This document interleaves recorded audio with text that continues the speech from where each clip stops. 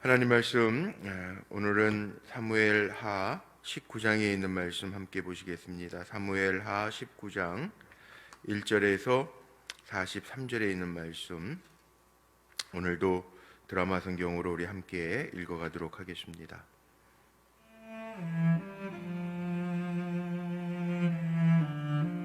어떤 사람이 요압에게 아뢰되 왕이 압살롬을 위하여 울며 슬퍼하시나이다. 왕이 그 아들을 위하여 슬퍼한다 하니 그날의 백성들에게 들리매 그날의 승리가 모든 백성에게 슬픔이 된지라. 그날의 백성들이 싸움에 쫓겨 부끄러워 도망함같이 가만히 성읍으로 들어가니라. 왕이 그의 얼굴을 가리고 큰 소리로 부르되 내 아들 압살롬아, 압살롬아, 내 아들아, 내 아들아!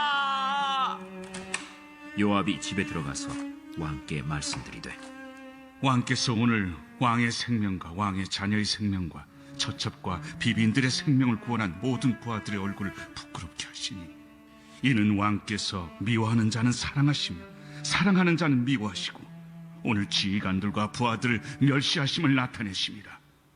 오늘 내가 깨달으니 만일 압살롬이 살고 오늘 우리가 다 죽었다면 왕이 마땅히 여기실 뻔하였나이다. 이제 곧 일어나 나가 왕의 부하들의 마음을 위로하여 말씀하옵소서. 내가 여호와를 두고 맹세하옵나니 왕이 만일 나가지 아니하시면 오늘 밤에 한 사람도 왕과 함께 머물지 아니할지라. 그리하면 그 화가 왕이 젊었을 때부터 지금까지 당하신 모든 화보다 더욱 심하리이다. 왕이 일어나 성문에 앉음에 어떤 사람이 모든 백성에게 말하되 왕이 문에 앉아 계신다. 하니 모든 백성이 왕 앞으로 나아오니라. 이스라엘은 이미 각기 장막으로 도망하였더라. 이스라엘 모든 지파 백성들이 변론하여 이르되 왕이 우리를 원수의 손에서 구원하여 내셨고 또 우리를 블레셋 사람들의 손에서 구원하셨으나 이제 압살롬을 피하여 그 땅에서 나가셨고 우리가 기름을 부어 우리를 다스리게 한 압살롬은 싸움에서 죽었거늘 이제 너희가 어찌하여 왕을 도로 모셔올 일에 잠잠하고 있느냐. 다윗 왕이 사독과 아비아달 두 제사장에게 소식을 전하여 이르되 너희는 유다 장로들에게 말하여 이르기를 왕의 말씀이 온 이스라엘이 왕을 왕궁으로 도로 모셔오자 하는 말이 왕께 들렸거늘 너희는 어찌하여 왕을 궁으로 모시는 일에 나중이 되느냐. 너희는 내 형제여 내 고륙이거늘 너희는 어찌하여 왕을 도로 모셔오는 일에 나중이 되리여 하셨다 하고 너희는 또 아마사에게 이르기를 너는 내 고륙이 아니냐. 내가 요압을 이어서 항상 내 앞에서 지휘관이 되지 아니하면 하나님이 내게 벌 위에 벌을 내리시기를 바라노라 하셨다 하라. 하여 모든 유다 사람들의 마음을 하나같이 기울게 하매 그들이 왕께 전가를 보내어 이르되 당신께서는 모든 부하들과 더불어 돌아오소서. 왕이 돌아와 요단에 이르매 유다 족속이 왕을 맞아 요단을 건너가게 하려고 길갈로 오니라. 바후림에 있는 베냐민 사람 게라의 아들 시므이가 급히 유다 사람과 함께 다윗 왕을 맞으러 내려올 때에 베냐민 사람 1000명이 그와 함께하고 사울 집안의 종 시바도 그의 아들 15과 종 20명과 더불어 그와 함께하여 요단강을 밟고 건너 왕 앞으로 나오니라. 왕의 가족을 건너가게 하며 왕이 좋게 여기는 대로 쓰게 하려 하여 나룻배로 건너가니 왕이 요단을 건너가게 할 때 게라의 아들 시므이가 왕 앞에 엎드려 왕께 아뢰되 내 주여 원하건대 내게 죄를 돌리지 마옵소서. 내 주 왕께서 예루살렘에서 나오시던 날에 종의 패역한 일을 기억하지 마시오며 왕의 마음에 두지 마옵소서. 왕의 종 내가 범죄한 줄 아옵기에 오늘 요셉에 온 족속 중 내가 먼저 내려와서 내 주 왕을 영접하나이다. 스루야의 아들 아비새가 대답하여 이르되 시므이가 여호와의 기름 부으신 자를 저주하였으니 그로 말미암아 죽어야 마땅하지 아니하니이까. 다윗이 이르되 수르야의 아들들아 내가 너희와 무슨 상관이 있기에 너희가 오늘 나의 원수가 되느냐. 오늘 어찌하여 이스라엘 가운데에서 사람을 죽이겠느냐. 내가 오늘 이스라엘의 왕이 된 것을 내가 알지 못하리요. 하고 왕이 시므이에게 이르되 내가 죽지 아니하리라. 하고 그에게 맹세하니라. 사울의 손자 무비보셋이 내려와 왕을 맞으니 그는 왕이 떠난 날부터 평안히 돌아오는 날까지 그의 발을 맵시내지 아니하며 그의 수염을 깎지 아니하며 옷을 빨지 아니하였더라.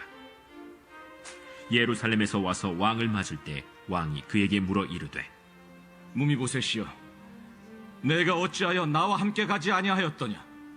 내 주 왕이여, 왕의 종인 나는 다리를 절므로 내 나귀의 안장을 지워 그 위에 타고 왕과 함께 가려 하였더니 내 종이 나를 속이고 종인 나를 내 주 왕께 모함하였나이다.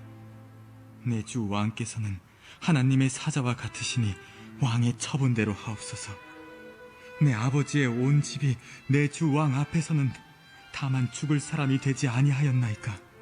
그러나 종을 왕의 상에서 음식 먹는 자 가운데에 두셨사오니 내게 아직 무슨 공의가 있어서 다시 왕께 부르짖을 수 있사오리이까.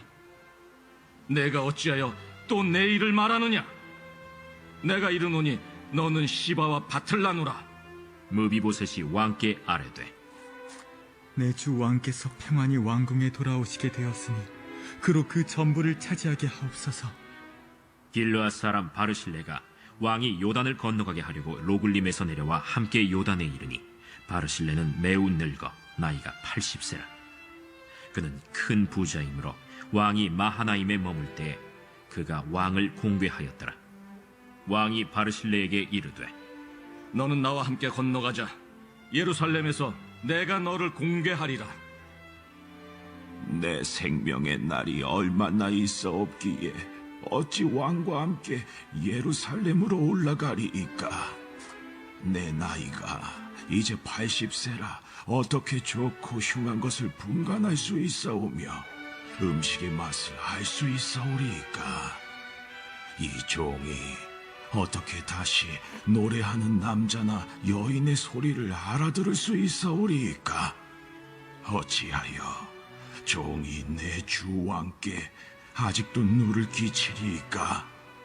당신의 종은 왕을 모시고 요단을 건너려는 것뿐이거늘 왕께서 어찌하여 이 같은 상으로 내게 갚으려 하시나이까.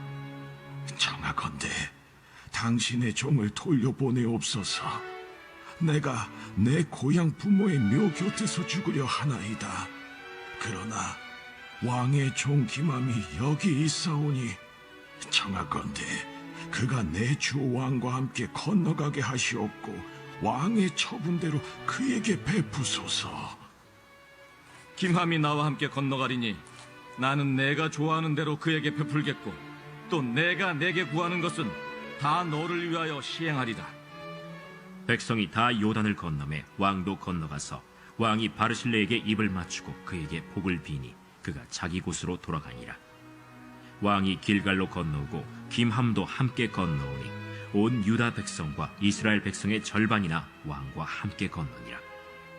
온 이스라엘 사람이 왕께 나와 왕께 아뢰되 우리 형제 유다 사람들이 어찌 왕을 도둑하여 왕과 왕의 집안과 왕을 따르는 모든 사람을 인도하여 요단을 건너가게 하였나이까. 모든 유다 사람이 이스라엘 사람에게 대답하되 왕은 우리의 종친인 까닭이라. 너희가 어찌 이 일에 대하여 분내느냐? 우리가 왕의 것을 조금이라도 얻어먹었느냐? 왕께서 우리에게 선물로 주신 것이 있느냐? 이스라엘 사람이 유다 사람에게 대답하여 이르되 우리는 왕에 대하여 열몫을 가졌으니 다윗에게 대하여 너희보다 더욱 관계가 있거늘 너희가 어찌 우리를 멸시하여 우리 왕을 모셔오는 일에 먼저 우리와 의논하지 아니하였느냐? 하나 유다 사람의 말이 이스라엘 사람의 말보다 더 강경하였더라. 아멘.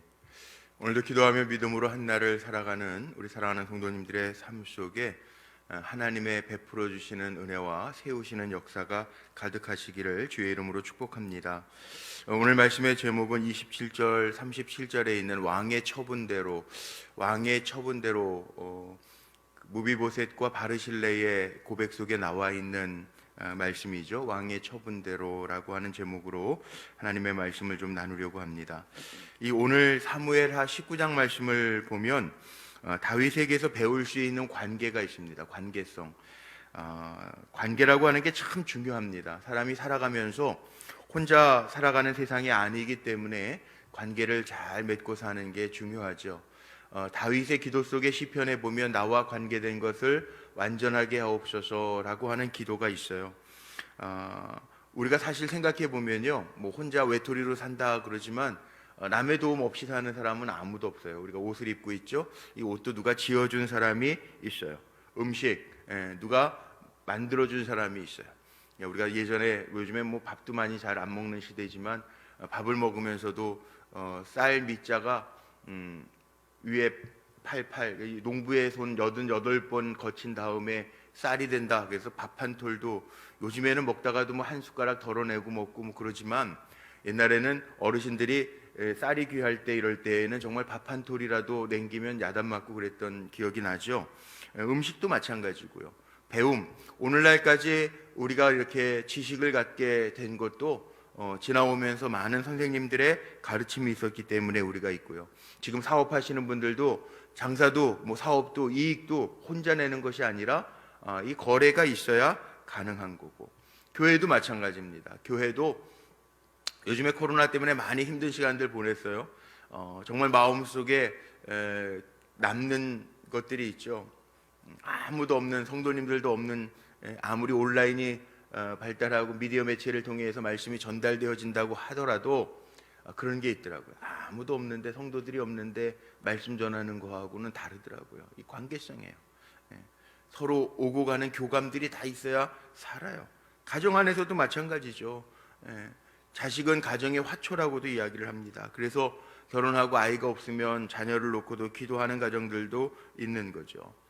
관계를 잘해야 돼요. 그런데 관계를 잘해야 되는데 사람과의 관계만 잘하면 기회주의자라고 이야기를 합니다.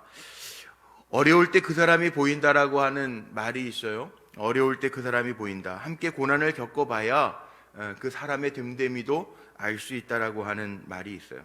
오늘 말씀에 보면 다윗과 사람들과의 관계가 나와요. 먼저 1절서부터 보면은 요압과 다윗, 항의하는 요압의 모습이 나오고, 뒤에 보면 다윗의 귀한 준비가 나오고, 다윗과 시므이, 다윗과 무비보셋, 다윗과 바르실레, 이렇게 중간중간에 다 요즘 성경 그 절 단락을 잘라 놓으면서 기록되어져 있죠. 왜 그럴까요? 다윗이 맺는 인간관계들을 한번 좀 잘 보고요. 난 어떤 삶의 유형일까? 요즘 물론 상담학 심리학에서 성격 유형 검사라고 하는 게 있습니다. MBTI라고 그러죠. 자기 성격이 어떤 유형인지도 보고, 관계 중심인지 업적 중심인지 뭐 이런 그 자기 성품을 다 이렇게 세분화해서 자기의 성품을 알고 살아가면, 또 기업적인 입장에서도 어떤 성품인지 알고 또 이렇게 잘 그 배치를 하면, 직무 배치를 하면 뭐 예를 들어서 인간관계 중심인 사람을 영업 분야에 갖다 놓는다든지 해서 이렇게 최대 효율을 낼 수 있게 또 사람을 사용하는 경우도 있기는 있죠. 그런데 일반적으로 오늘 이 말씀을 통해서 우리가 배울 것은 다윗과 사람과의 그 관계성을 한번 좀 볼 필요가 있다는 거예요. 먼저 1절부터 보세요. 이 요압이라고 하는 다윗의 군대 사령관, 한번 요압이라고 하는 사람 보죠. 요압에게 어떤 사람이 1절에 보니까 왕이 압살롬을 위하여 울며 슬퍼하시나이다 하니, 왕이 그 아들을 위하여 슬퍼한다 함이 그날의 백성들에게 들림에 그날의 승리가 모든 백성에게 슬픔이 된지라. 전쟁에 이겼는데 이 다윗 왕의 중심에 압살롬이 죽은 것으로 인하여 오히려 다 압살롬, 적군이죠, 적군. 이스라엘 백성을 다 치러 왔던, 다윗 왕을 죽이러 올라왔던 압살롬을 친 것으로 인하여 오히려 백성들이 승전보를 올리고 좋아해야 되는데, 이게 왕의 아들이라고 하는 것 때문에 지금 왕이 슬퍼하고 있어요. 요압이 다윗 왕에게 가서 충고하죠. 오늘 말씀 속에 보니까 요압이 왕께 이야기합니다. 이 5절 한번 보죠. 왕이 얼굴을 가리고 큰 소리로 압살롬 압살롬 내 아들아 내 아들아 그러고 있는 상황 속에 5절에 요압이 집에 들어가서 왕께 말씀드리되 왕께서 오늘 왕의 생명과 왕의 자녀의 생명과 처첩과 비빈들의 생명을 구원한 모든 부하들의 얼굴을 부끄럽게 하시니 이겼는데 승전가를 울려야 되는데 왕의 눈치만 보고 있는 백성들 생각 안 합니까? 왕 아닙니까? 6절에 이는 왕께서 미워하는 자는 사랑하시고 사랑하는 자는 미워하시고 전쟁에 이겨서 왕을 보호하고 왕의 다른 이들을 다 지켜낸 부하들, 그 부하들을 멸시하는 행위가 아닙니까? 이렇게 충고합니다. 백성들의 사기를 생각해서 100% 맞는 얘기죠. 틀린 말이 아닙니다. 이 충고라고 하는 게 우리가 살아가면서 필요하죠. 정말 진심은 신하들의 진심, 충심은요 직언도 해야 되죠. 직언도. 이 성경에도요 잠언에 보면 지혜서에 보면 이런 말씀도 있어요. 잠언 27장 시간이 없으니까 제가 그냥 찾아서 읽어드릴게요. 잠언 27장 6절에 보면 이런 말씀이 있습니다. 친구의 아픈 책망은 충직으로 말미암는 것이나 원수의 잦은 입맞춤은 거짓에서 난 것이라. 아부 떨지 말고 충신, 친구의 아픈 책망 이런 것은 충직에서 난 거다. 이것도 잘 구별해낼 수 있어야 돼요. 충고, 구분길을 곧게 하는 게 충고입니다. 잘못된 길에 들어선 자를 돌이키게 할 수 있는 능력이 충고입니다. 그러니까 충고도 들을 줄 알아야 해요. 다윗은 들을 줄 아는 사람. 왜? 나단 선지자가 찾아와서 우리아를 죽이고 밧세바를 취했을 때에도요 다윗은 받아들여요. 변명하지 않아요. 자기의 잘못을 시인해요. 그리고 돌이켜서 하나님 앞에 회개해요. 요압의 문제를 볼까요? 요압 맞아요. 요압이 100% 맞아요. 여기 이 상황 속에서 왕이 울고 있다면 백성들의 군사들의 사기가 점점 떨어질 것은 당연해요. 요압의 문제가 뭘까요? 요압이 뭐가 문제가 있을까? 맞는데 충고하는 거 맞는 건데 이런 상황에서 충고가 정말 목숨을 걸고 왕에게 충직하게 충원했는데 뭐가 문제일까요? 위로가 먼저인데 위로하고 충고해야 되는데 위로는 없어요. 그렇죠? 요즘에 위로라는 말을 참 몇 년 전서부터 그 상담하게 많이 나왔던 단어 중에 하나가 위로입니다. 위로. 가정 안에서 위로를 못 받으면 가정에 대한 소중함이 깨진다라고 하는 얘기예요. 만약 문제가 있어도 위로가 먼저죠. 예를 들면 지난주에 우리 수능고사가 있어요. 아이들이 조금 요번에 어렵고 또 코로나 때문에 2년 동안 수업도 잘 안 돼서 좀 아이들이 실질적으로 느꼈던 게 좀 어렵게 느꼈다. 엄마 나 시험 못 봤어. 너는 거 봐라. 내가 공부할. 맞는 얘기죠. 엄마 얘기가. 그런데 그거보다 아이고 그랬구나. 얼마나 노력했는데 속상하겠다. 이게 먼저가 돼야 된다는 거죠.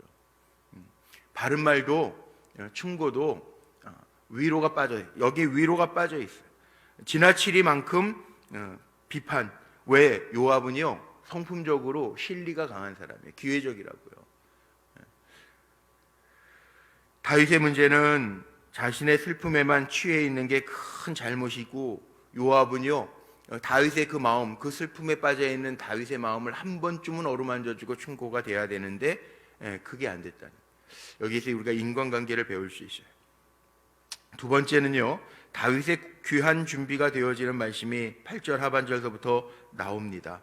황궁 준비를 기록하는 이야기가 15절까지 나오는데 이 가운데 왕이 또 다윗 왕이 약속하죠. 아마 다윗의 마음속에는 요압이 자기 아들 압살롬을 죽인 것으로 인해서 그 사람의 마음에는 이 앙금이라는 것도 있잖아요. 그래서 아마 요압을 아마샤라고 하는 사람으로, 인물은 되지 않는데 이게 20장에 보면 아마샤가 요압의 손에 죽습니다. 그러니까 요압은 기회적인 것도 있지만 이 요압 대신에 아마샤를 군 지휘관으로 이어가려고 했던 생각을 했던 것 같아요. 23절에 나와 있어요. 너희는 또 아마샤에게 이르기를 너는 내 고륙이 아니냐. 내가 요압을 이어서 항상 내 앞에 지휘관이 되지 아니하면 하나님이 내게 벌 위에 벌을 내리시기를 바라노라. 아마 요압 대신에 군 지휘관으로 아마샤를 세우려고 했던 그 다윗, 또 요압에 대한 이 개인적인 감정 때문에 했지만 뒤에 요압은 아마샤를 죽이는 것을 이제 내일 말씀에 20장에 보면 나옵니다. 죽이게 되죠. 이 관계가 복잡하다라고 하는 이야기를 합니다. 관계가 복잡하다. 이 사람들과의 관계는 얽혀 있고 설켜 있어요. 내가 어디 가서 그 사람 별로 믿을 만한 사람이 못 돼. 그래도 그분하고 이분하고 또 그렇게 내가 얘기한 사람하고 친해질 수 있어요. 그리고 우리는 말에 대한 실수도 함부로 하면 안 되는 거고, 또 우리가 사람을 세우는데 사용되어야지 사람을 깎아내리는데 쓰임 받으면 안 돼요. 그러니까 요즘에는 그런 얘기들도 많이 하죠. 물론 뭐 예전같이 그렇게 친밀한 관계들도 세상이 험해서 그런지 참 맺기도 어려운 관계지만, 다 관계들이 얽히고 설켜 있기 때문에 어디 가서 말 한마디 잘못하거나 다른 말을 하면 사람들이 그 사람 자체를 인정 안 해요. 저 사람은 뒤에 가서 딴소리 할 사람이야. 신의를 잃어버린다고요. 또 참 조심해야 돼요. 연결돼 있어요. 또 SNS나 요즘같이 이렇게 뭐 쉽게, 옛날 같은 경우에는 펜팔 그러면은 뭐 편지 한 달 써보내면 2달 후에 답장 오고 이랬잖아요. 근데 요즘에는 뭐 기억나십니까? 예전에 중고등학교 때 다 펜팔들 해보셨잖아요. 뭐 외국 친구들 만나고 뭐 펜팔 편지로 뭐 영어 배운다고 그러고. 예전에는 뭐 2달이나 돼야 답신이 왔는데 요즘에는 뭐 금방 오죠. 금방. 금방. 어느 자리에 있든지 뭐 카톡 이런 거 다 되잖아요. 뭐 금방 장소를 떠나서 뭐 요즘에는 시공을 초월해서 막 사는 시대니까 요즘에는 숨길 것도 없고요. SNS 드러나요. 다 감출 수도 없어요. 뭐 그러니까 쉽지 않은 시대를 살아가요. 그러니까 더 반듯하게 살아야 돼요. 거기에 다윗이 이렇게 환궁하면서 만나는 세 사람이 있습니다. 시므이, 무비보셋, 바르실레. 다윗과 시므이, 다윗과 무비보셋, 다윗과 바르실레. 오늘 말씀 속에 그렇게 나와 있죠.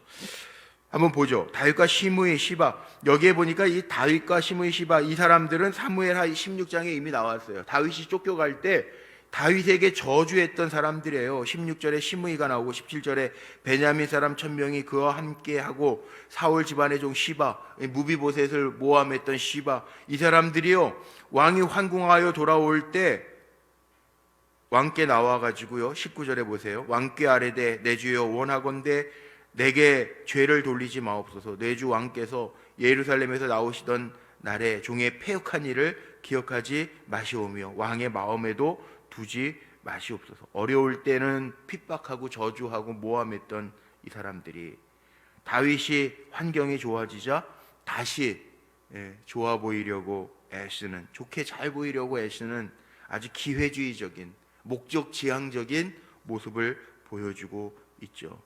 그런데 다윗은 어떤 관계를 맺습니까? 그들에게 자비를 베풀어요. 죽이지 않겠다고. 23절 왕이 시므이에게 이르되 내가 죽지 아니하리라 하고 그에게 맹세하니라. 이 자비를 베푸는 사람이 다윗이에요. 될 수 있으면 우리는 관계 속에서 은혜와 자비를 베풀면 좋죠. 만약 인간적인 보통 사람들 같으면 다윗을 따르던 부하도 가서 죽여버리겠습니다. 아비새도 그랬던 사람이 시므이잖아요. 저주하는데 저거 가서 저렇게 배반하고 나쁜 놈입니다. 죽여버리겠습니다. 아니라 내버려 둬라. 내가 그걸 통해서 깨달을 수 있겠다. 다윗이 그랬잖아요. 긍휼과 자비를 베푸는 거예요. 보통 사람 같으면 정말 누가 뭐라고 그러면 죽여버리고 싶겠죠. 그러나 다윗에게서 배울 수 있는 것, 그럼에도 불구하고 자비를 베풀어요. 무비보셋은 어떤 사람입니까? 다윗에게 은혜를 베풀 줄 아는 사람, 은혜를 보답할 줄 아는 사람. 사울의 손자 무비보셋 24절부터 나옵니다. 시바라고 하는 종이 모함해가지고 무비보셋의 밭을 다 자기가 취합니다. 그런데 무비보셋이 뭐라고 이야기해요? 왕이 돌아올 때 맞이해요. 그리고 진심으로 다윗의 환궁을 기뻐해요. 그러면서 왕의 처분대로 하옵소서. 무비보셋은요 자기 밭을 빼앗긴 거에 대한 억울함도 없어요. 왕이 오는 것 자체만 가지고도 기쁜 거예요. 왕 보답할 줄 아는 삶을 사는 사람, 이 무비보셋이에요. 무비보셋. 왕이 평안하게 들어온 것 하나만 가지고도 나는 기쁩니다. 밭 다 시바에게 줘도 난 상관없습니다. 그렇게 대답하는 사람, 은혜에 보답할 줄 아는 사람, 은혜를 베푸는 사람이 훨씬 더 좋고요. 또 은혜를 잊지 아니하고 사는 사람, 이것도 틀리지 않죠. 배은망덕하지 아니하고 은혜를 아는 사람. 요즘에는 자기의 실리에 따라 여기 붙었다 저기 붙었다 하는 사람이 많은데 무비보셋은 그렇게 하지 않았다. 그거보다 한 걸음 더 나아가서 바르실레라고 하는 사람이 있습니다. 다윗이 어려움 속에 있을 때 그 다윗과 함께한 사람들에게 먹을 것을 공개했던 사람들 중에 제가 한 이틀 전에 얘기했죠. 바르실레. 바르실레 한번 볼까요? 이 바르실레는요, 나이가 매우 늙어서 80세라 32절에 그렇게 나와 있습니다. 마하나임에 다윗이 있을 때 부호 가운데 한 사람이어서 다윗의 식솔들을 먹였어요. 부자라고 다독는 건 아닙니다. 보면 돈이 많다고 많은 사람들에게 베푸는 건 아니에요. 인색한 사람들도 참 많아요. 그런데 이 바르실레, 이 하나님이 원하시는 삶을, 거룩이라고 하는 거를 뭐 다른 말로 구별이라고도 하지만 이 거룩이라고 하는 단어가 뭐냐, 이 하나님이 원하시는 삶을 살아내는 사람이 거룩한 사람이에요. 이 바르실레가 그런 사람이라는 거죠. 자기 욕심도 없어요. 내 나이가 80인데 뭐 내가 먹은들 맛있는 걸 알겠습니까? 내가 무슨 소리를 들은들 이게 좋은 소리인 줄 알겠습니까? 이게 바르실레의 고백이에요. 나는 있겠습니다. 그러나 나는 내 고향, 내가 살던 이 고향에 부모의 목 곁에 죽으려지만, 그러나 왕의 종 김함이라고 하는 사람이 여기 있으니 그는 왕과 함께 건너가게 하소서. 다윗도 바르실레에게 받은 은혜가 있어서 그 은혜를 갚을 수 있을 때 갚으려고 하는데, 바르실레는 자기의 이제 권세, 명예, 힘, 돈 무슨 필요가 있겠습니까? 여기 왕의 종 김함이라고 하는 사람이 있습니다. 그와 함께 건너가소서. 바르실레는 욕심도 없어요. 그냥 경건하고 겸손하게 자기의 손에 힘이 있을 때 남을 돕는 사람, 이 역할도 참 중요하죠.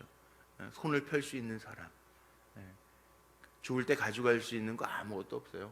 정말 주님의 하늘나라에, 도적이 해야 하지 않는 하늘나라에 쌓을 수 있는 지혜가 있는 사람, 거룩한 사람, 바르실레죠.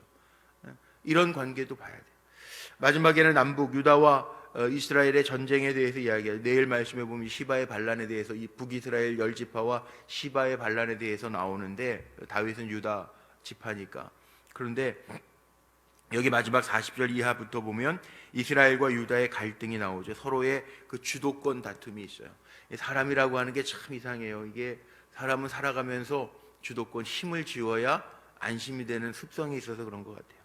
이 요단을 건너서 지금 들어가는 다윗 왕에게 서로 간의 이 과도한 열심과 또 어떤 자리 다툼 때문에 갈등하는 모습을 보게 되는데, 사실 이게 무슨 소용이 있겠습니까? 이런 것들이 다 인생이라고 하는 게 길지도 않은데 평안함 가운데 다른 사람들하고 좋은 관계들을 맺으면서, 오늘 사실 말씀을 통해서 우리가 깨달아야 될 것은, 충고가 필요한 사람이 있죠, 살아가다 보면. 그러나 그 사람의 삶의 환경을 보면서 위로할 땐 또 위로해주고, 그리고 또 직언할 땐 직언해야죠. 직언해야죠. 그리고 참된 충성, 마음의 중심이 흐트러지지 아니하고 사람을 세우는 거, 위로가 필요할 때 위로해주고, 충고가 필요할 때 충고해주고, 바른 말이 필요할 때는 바른 말도 해주고, 또 많이 아파하고 지쳐있고 낭망하고 격려가 필요할 때는 격려도 해주고.